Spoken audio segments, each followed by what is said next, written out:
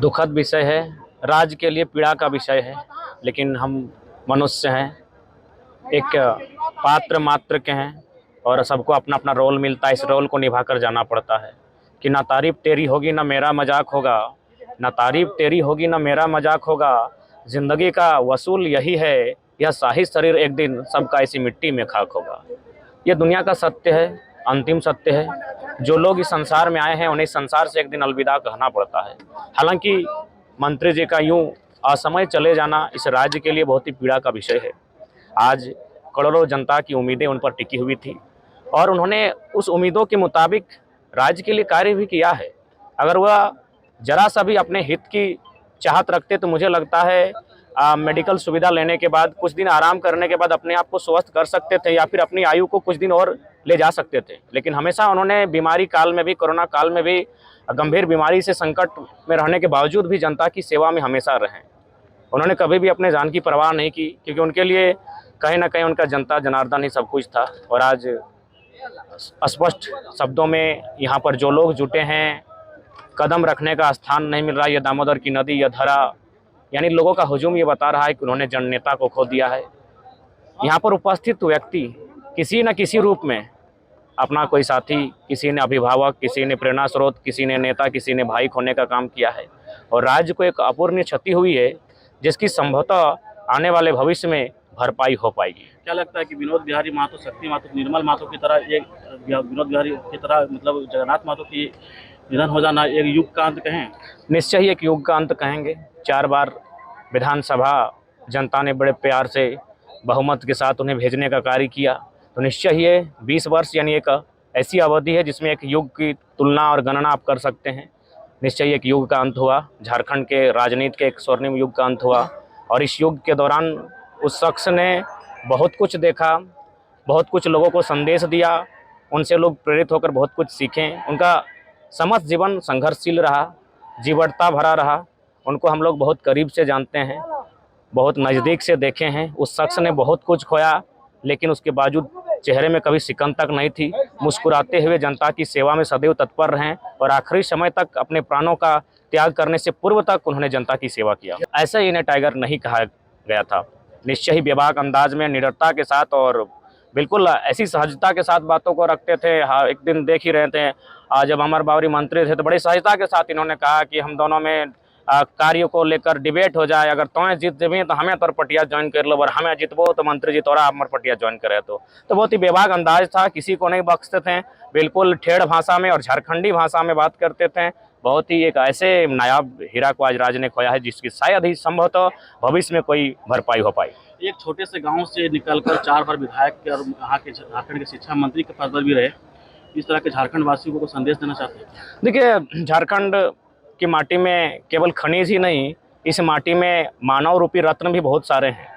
जब भारत वर्ष में अंग्रेजों का शासन था तब इसी माटी में चुहाड़ विद्रोह के महानायक रघुनाथ महतो के नेतृत्व में एक बहुत बड़ा लंबा आंदोलन लड़ा गया। फिर सिद्धू कान्हू बिरसा मुंडा के नेतृत्व में तो कई ऐसे आंदोलन इस माटी में हुए हैं। तो आप कह सकते हैं झारखंड की माटी केवल यहाँ खनिज संपदा नहीं है, इस माटी में बिरले रत्न भी हैं और मानव रूपी रत्न भी हैं जो अपने राज्य को एक साधारण घर से, परिवार से निकलकर आगे जाकर राज्य के हितार्थ के लिए कार्य करते हैं। उन्हीं में से माननीय शिक्षा मंत्री थे। एक साधारण परिवार, साधारण घर, साधारण गांव से, साधारण क्षेत्र से और अति पिछड़े क्षेत्र से आगे निकलकर राज्य में अपना एक सिक्का जमाया, पूरे राज्यवासियों के लिए एक प्रेरणा के स्रोत, आदर्श बने। तो कहीं ना कहीं इसके पीछे उनकी जीवटता, उनकी कर्मठता और जुझारूपन शामिल था। जयराम जी, खतियान आधारित स्थानीयता और नियोजन के लेकर अब कौन बात करेगा? उनका सपना पूरा होगा?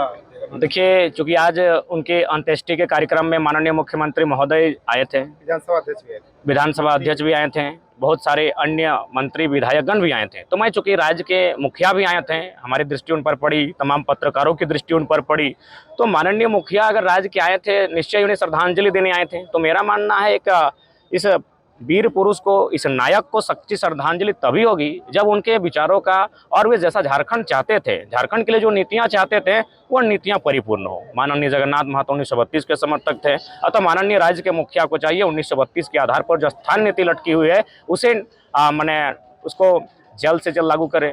माननीय मंत्री महोदय खुले शब्दों में कहते थे कि यूपी में अगर कोई टीचर बने तो यूपी का आदमी बने, दिक्कत नहीं है, बिहार में बिहारी आदमी टीचर बने, दिक्कत नहीं है, झारखंड में झारखंडी बनना चाहिए। अतः 60-40 की जो नीति आई है जिसको लेकर झारखंड के स्टूडेंट प्रोटेस्ट कर रहे हैं, उस नीति को रद्द करते हुए झारखंड के स्टूडेंट को मैक्सिमम लाभ हो, ऐसी नीति बने, यही होगी उनके लिए सच्ची श्रद्धांजलि।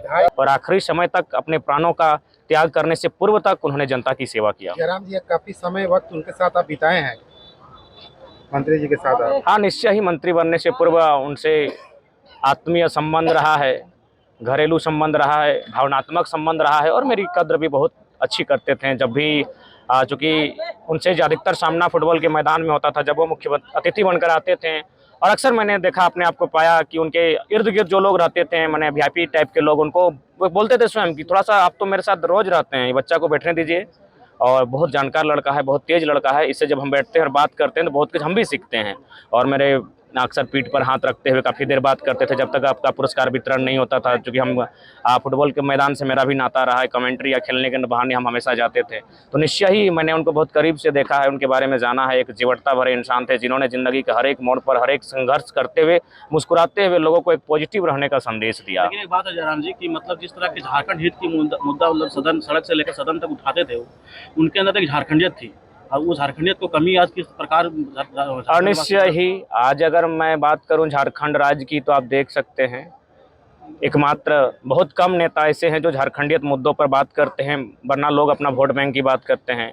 बड़े बड़े नेता को देखा, बड़े बड़े तूफानी नेताओं को देखा, लेकिन जब झारखंडियत मुद्दे की बात आती है वो उनकी मुँह चुप्पी साध लेती है। लेकिन मंत्री जी ने बहुत ही प्रखरता के साथ सड़क में भी और सदन में भी झारखंडियत मुद्दों पर बात कहा। उन्होंने स्पष्ट शब्दों में कहा है कि भाई झारखंड झारखंडियों का है, यहाँ अगर कुछ भी लाभ मिले, प्रतिलाभ मिले, तो वह झारखंडियों को मिलना चाहिए, क्योंकि राज्य उनके पूर्वजों के संघर्षता पर बलिदान से मिला है, बना है।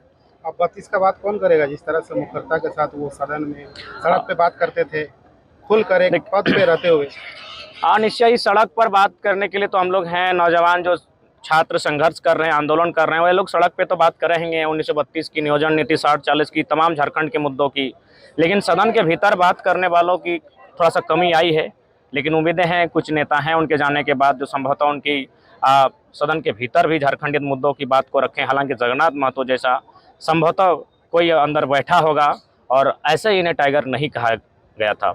निश्चय ही बेबाक अंदाज में, निडरता के साथ और बिल्कुल ऐसी सहजता के साथ बातों को रखते थे। हाँ, एक दिन देख ही रहे थे, जब अमर बावरी मंत्री थे तो बड़ी सहजता के साथ इन्होंने कहा कि हम दोनों में कार्य को लेकर डिबेट हो जाए, अगर तुम्हें जीत जेबी तो हमें तोर पटिया ज्वाइन कर लो, और हमें जीतबो तो मंत्री जी तोरा अमर पटिया ज्वाइन करे। तो बहुत ही बेबाक अंदाज था, किसी को नहीं बख्शते थे।